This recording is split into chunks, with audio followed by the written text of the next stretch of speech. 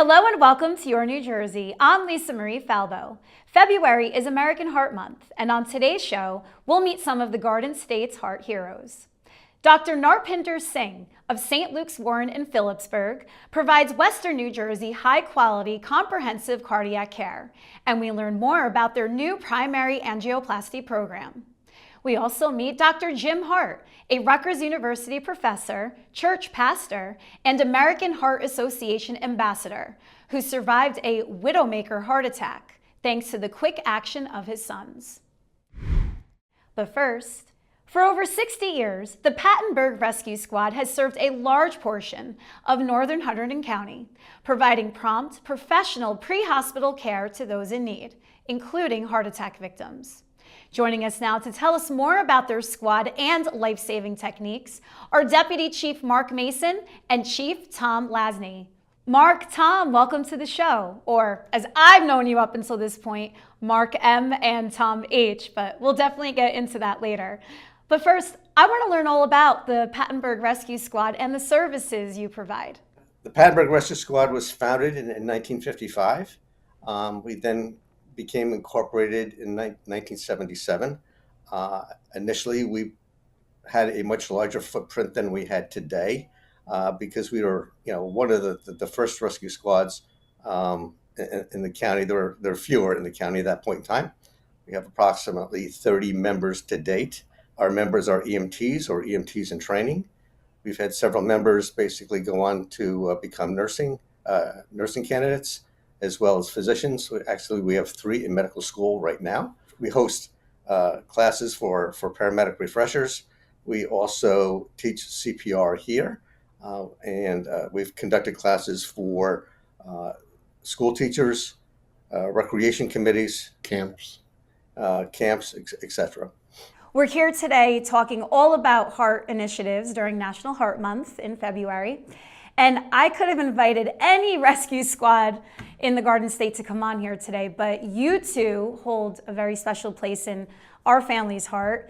You responded to my father's call on August 9th, 2023. He was driving along 78 and pulled over because he felt pain. Called 911, and you two angels, along with many others, came to his assistance. When you get heart emergency calls like that, take us through the process in rescuing these patients. Obviously, we respond to the incident within a matter of minutes. We need to obviously have a good feeling as to where exactly we're going. Because we cover the interstate, we cover 2 highway rest stops, we cover 4 truck stops, right? Determining the exact location of where the patient is key. And then obviously, based on what the dispatcher tells us, we prepare mentally in advance, right, for how the patient may present to us.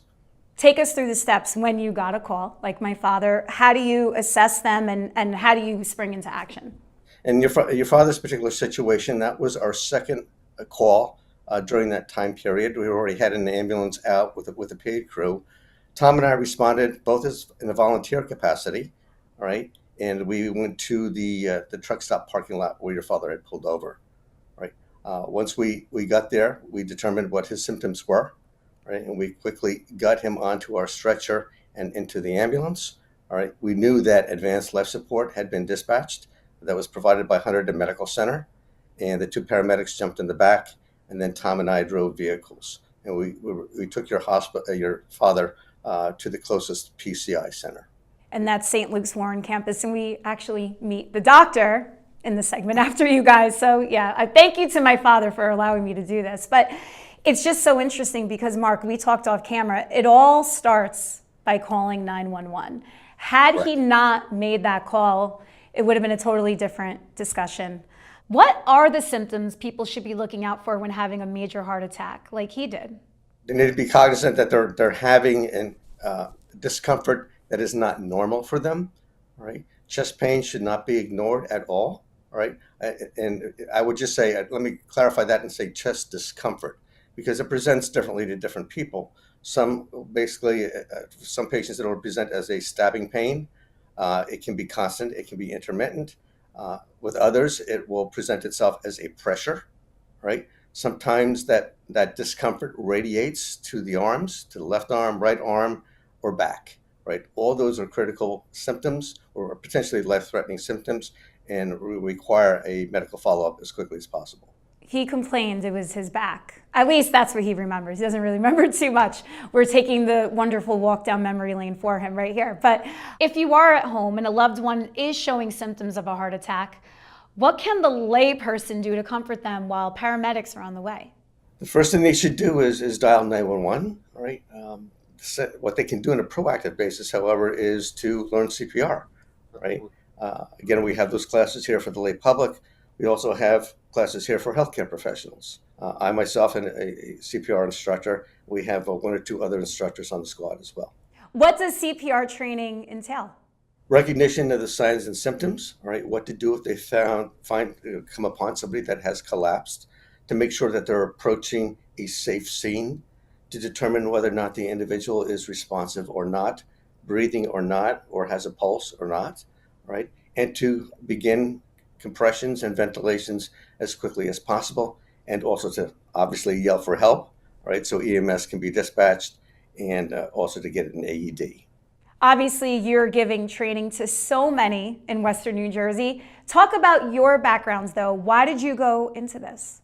I became involved in this back in 1972. I was a junior in high school, and I joined a local first aid squad. And then I became an EMT. And then in 1980, I became a paramedic. And I moved to Hunterdon County in 1984, 85. I joined the rescue squad here, and I've been here ever since.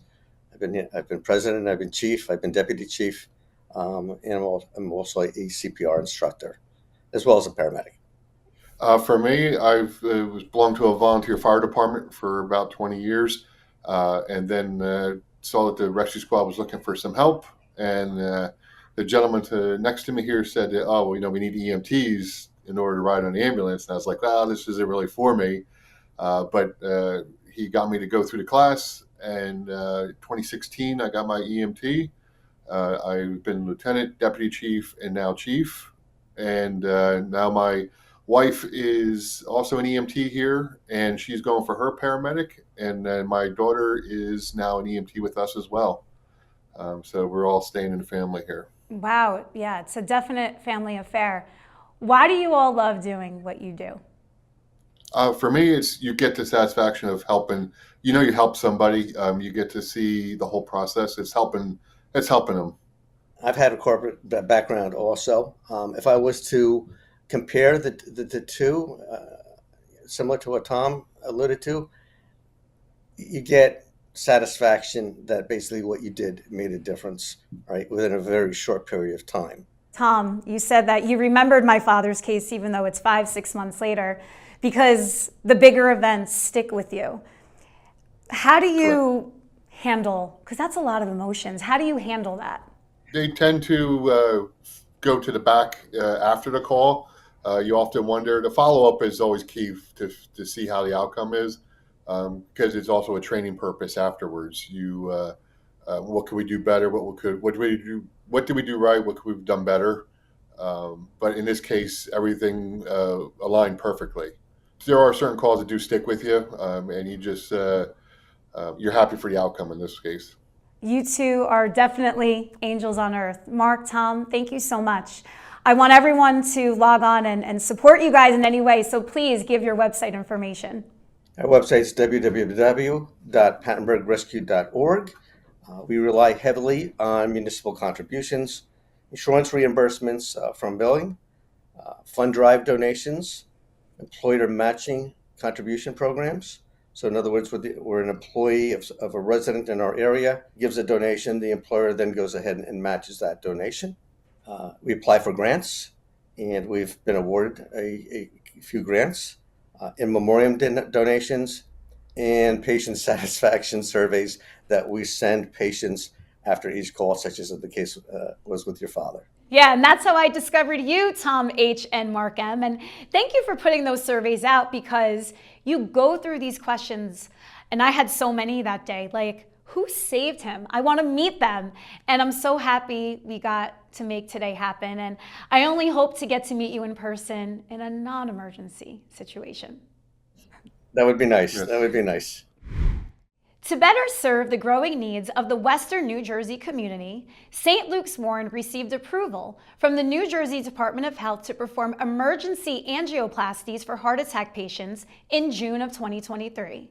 To qualify for this approval to provide emergency angioplasties, the hospital had to meet a number of quality standards and hire additional interventional cardiologists and other certified staff to ensure the 24/7 availability of heart attack treatment teams.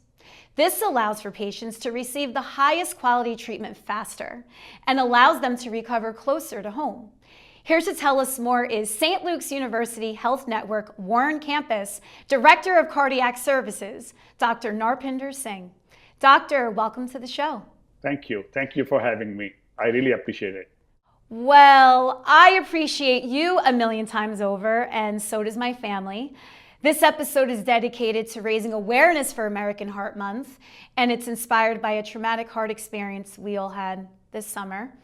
In the last segment, we met the Pattenburg Rescue Squad, who came to my father's aid while he was having a heart attack, and they transported him to St. Luke's Warren, where you saved his life.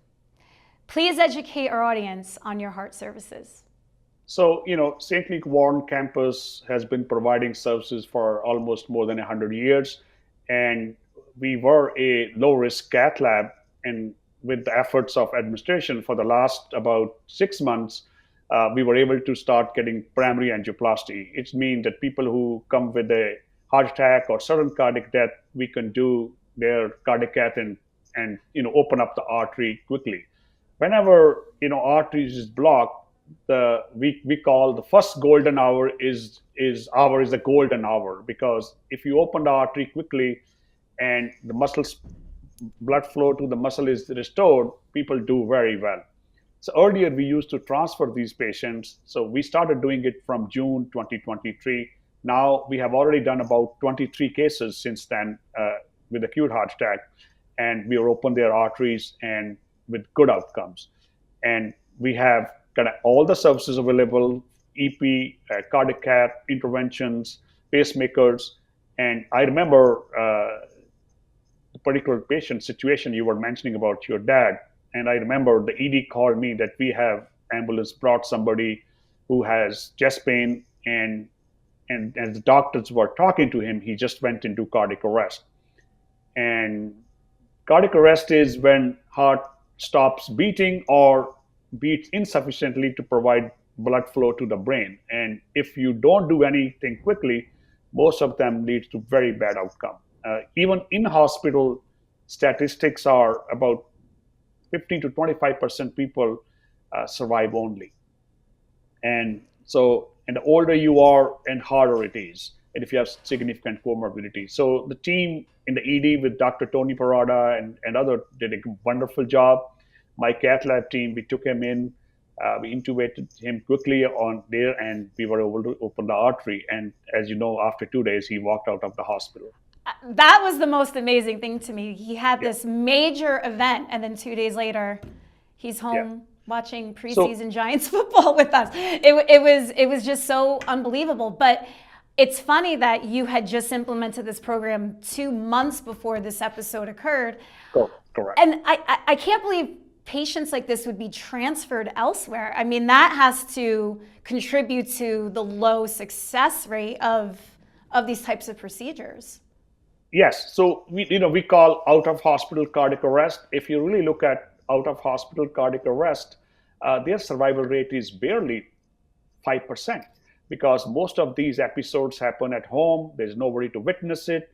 Even if some bystander witnesses and does CPR, the outcome is barely 7 to 10%. So this was a perfect way to have somebody. Your father also did a very smart decision. As soon as he had symptoms, he did not let it go. He felt he did the right thing. He went to the nearest hospital, and they have a capability to open up all this thing. EMT did a wonderful job bringing him there, and it was destined to have a good result. And we were there, and able to open up very quickly. And the Warren campus, you are such a hub for that Western New Jersey 78 corridor. So I have to imagine you're seeing a lot of emergency cases. Yes, we do. And you remember that, the nearest New Jersey hospitals on that is a Morristown, about 45 minutes away.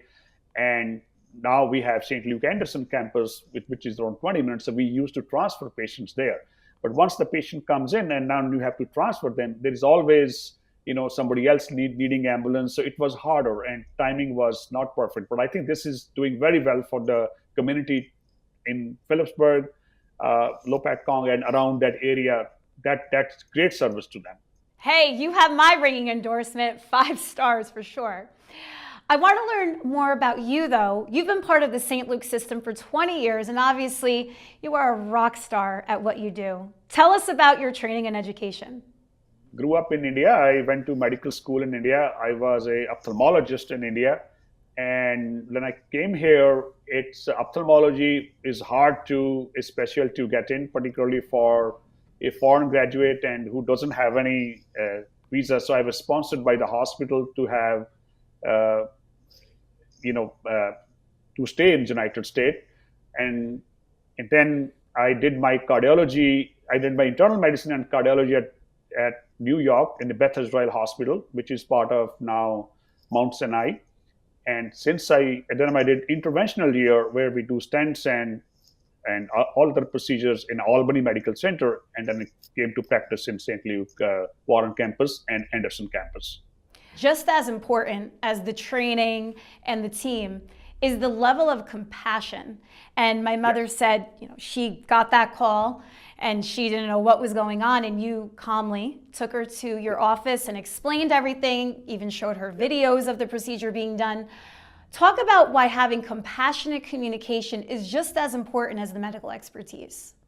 So, I've lost my father and my mother, and I know how it feels when somebody is on the other side of, the aisle.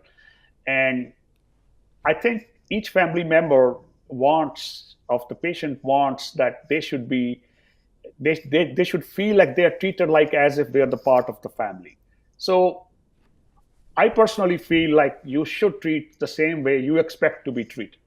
That's how I feel, and that's how my team is. The team at ED and nursing home and nurses in the cath lab, they're wonderful. Thank you so much. This is so special to be here with you in this way and to give publicity to all the wonderful work that you're doing over there at St. Luke's Warren campus.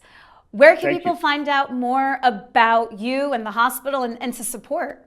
The St. Luke has, a website, St. Luke Cardiology Associate. They have the names. We have Warren campus there. They can get in with our, hospital 908-847-6700. There's a cardiac line. We have all kind of services. We do cardiac rehab. We do pacemakers. We do, preventive cardiology, their cholesterol management, their routine care. So anybody can look into that, and we will be, glad to help them out. And I have a wonderful team. Dr. Singh, you are an angel on earth, and we love you so much. Thank you. We were just doing our job. Thank you. Thank you for saying that. We appreciate people appreciating us. Dr. Jim Hart is a Rutgers University professor, church pastor, and American Heart Association volunteer expert.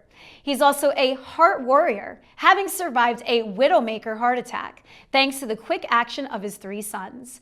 Dr. Hart, welcome to the show, and we're so happy to have you here to tell your tale. What happened on that fateful day? Sure. So in February of 2023, I was driving home with my boys. We had just done their basketball game. I was their coach. And as I was driving home, I was having a heart attack. I didn't know I was having a heart attack. And in fact, I don't remember any of that. I'm going to tell you this story. I don't remember it. It's all what's been told back to me. But apparently I was having a heart attack. I was complaining of chest pains. I could barely drive. I somehow got home, parked the car in the driveway, walked around to walk to the front door, and collapsed right in front of the house. My 3 boys were home. Samuel, who at the time was 17, Daniel, who was at the time 14, and Gabriel, 12. Thankfully, Daniel had just received a training about CPR and heart attacks. So when he turned me over and saw that I didn't have the signs of a stroke, he knew I had a heart attack. So Daniel and Samuel lifted me up, brought me into the house, and immediately began CPR, while Gabriel, my youngest, called 911. They worked on me for 4 minutes until South Brunswick police arrived, where they shocked me twice to bring back my pulse. EMS came, took me to Robert Wood Johnson Hospital in New Brunswick, where they had to shock me again to bring me back. And the cardiologist who performed the procedure told my wife that I had total blockage in the main artery. I had what you mentioned before, the widowmaker. And the scary thing is that 9 out of 10 people who have a widowmaker outside the hospital do not survive. If my boys were not home and if they were not trained on how to do CPR, I would have died. I would not be here doing this interview with you. And so because of what they did to save my life, I decided to partner with the American Heart Association to tell the story of the importance of learning CPR. You could go to the American Heart Association's website, and directly through their website, you can find links to get trained on how to perform CPR. Plus, any hospital that you are close to, whether that be Penn Medicine or Robert Wood Johnson or any other local hospital, usually performs and offers CPR training. You could also go through the American Red Cross as well. So there's numerous avenues and opportunities for you to learn CPR. And you could learn both in a certified way, where you get trained and certified to do it, which is usually an all-day class. But these organizations will also offer you the opportunity to be non-certified, where you'll learn how to do the procedure. Like my son, you don't get the certificate, but you at least know the basics on what to do if someone were to have a heart attack. It's one thing to be trained, but there is no magic bullet in keeping calm in situations like this, especially the general public. How do you think your sons were able to stay so calm under that pressure? You know, my wife asked them, she said, how did you know what to do? How did you not panic? And they were like, because we had just learned how to do it. And my oldest son, Samuel, had learned how to do CPR through running track and other sporting events, and he was familiar with it. And Daniel knew, so it wasn't as if they were blindsided by the emergency. They had just learned it and could immediately put it into practice. And the reality is the person that you're going to save very well could be a loved one, someone that you really cherish. You may have the opportunity to save a stranger, but you're far more likely to encounter a loved one under this type of distress. And you need these tools and these skills to save their life. Dr. Hart, you seem like a fit, healthy guy. Did you have any warning symptoms leading up to your cardiac arrest? Yeah. So the reality is my wife got sick with COVID in December of 2022. Then in January of 2023, my youngest son, Gabriel, and I got really sick, and we both thought it was COVID. I would go for a run, I'd work out, and my chest would hurt. I'd have like these chest pains. And I was like, what is that? Do I have COVID? Do I have a chest cold? And because I don't drink, I don't smoke, I've never had high blood pressure, I've never had high blood sugar, I don't eat red meat, I work out regularly, and I have no family history of heart disease. So my chest pains, there was no reason for me to think that I had a heart attack or that I was having heart issues. I just thought I have COVID or some other problem and it would naturally go away. I remember the morning driving to the game, but I don't remember the game. I don't remember driving home. That happened on a Saturday. I don't remember Saturday, Sunday, Monday, Tuesday. I don't really have memories till like maybe Wednesday afternoon, Thursday, maybe Friday. I have some strong memories. They said I was coherent. I was talking to people in the hospital, but I don't have any memory of it whatsoever. It's unbelievable. What made you decide to turn this life-changing event into being such an advocate? Well, a few months after my heart attack, my youngest son, Gabriel, who at the time was in 7th grade, he had a friend. That friend's father had the same thing I had. He had the widowmaker. And when he died, unfortunately, no one in the family knew how to do CPR. And I just said to myself, I just can't sit on this story. I have to tell people. I have to notify folks. I have to get the word out that it's so very important to learn how to do CPR. Not just to learn how to do CPR, but it's also important to listen to your body. It's so easy to go on Google and go to WebMD and try to self-diagnose your problems, but you really need to get into the doctor. Go see someone. I'm grateful for all the work the American Heart Association does, and I would highly encourage people to take advantage of the free resources that they have. There's tons of things that you can do to learn not just about your heart and learn about health, but learn the life-saving measures of CPR, because it very well could save someone that you love and that you get to keep them around for a lot longer. Dr. Hart, very appropriately named for this segment. Thank you so much for coming on here, and continued health and everything good. No problem. Thank you for having me. I appreciate it. Thank you for joining me on another episode of Your New Jersey. I'm Lisa Marie Falbo. We'll see you back here next week.